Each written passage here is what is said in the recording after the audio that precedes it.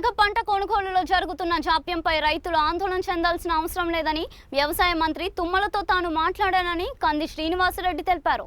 సాంకేతిక కారణాల వల్ల జాప్యం జరిగినప్పటికీ త్వరలోనే పూర్తి స్థాయిలో కొనుగోలు ప్రారంభమవుతాయని ఆయన రైతులకు భరోసా ఇచ్చారు.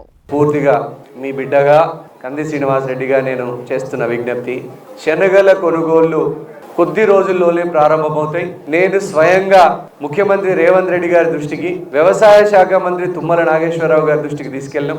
అతి త్వరలో శనగల కొనుగోలు ప్రారంభమవుతాయి. కొన్ని ఊర్లు ఏవైతే పెండింగ్ ఉన్నాయో ఆ ఊర్లను కూడా పూర్తి చేస్తాం. ఎవ్వరు కూడా అధైర్యపడద్దు. కొంచెం ఆలస్యమైనటువంటి మాట వాస్తవమే. రైతులందరూ కూడా మంచి మనసుతో అర్థం చేసుకుంటున్నారు.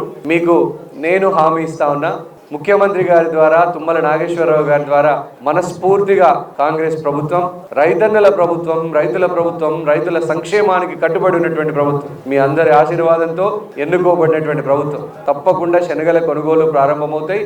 నేను నిన్ననే తుమ్మల నాగేశ్వరరావు గారికి ఫోన్లో విన్నవించడం జరిగింది. అట్లానే ముఖ్యమంత్రి రేవంత్ రెడ్డి గారి దృష్టి కూడా తీసుకెళ్లడం జరిగింది. ఇన్ఛార్జ్ మంత్రి జూపల్లి కృష్ణారావు గారు కూడా సానుకూలంగా స్పందించారు. అత్యంత త్వరలో శనగల కొనుగోలు ప్రారంభం చేస్తాం. మీరు ఎవరు కూడా రూమర్లు, పుకార్లు ఇవేవి నమ్మద్దు. ప్రజలందరూ కూడా శాంతియుతంగా ఉండాలని మనస్ఫూర్తిగా విజ్ఞప్తి చేస్తా ఉన్నాం.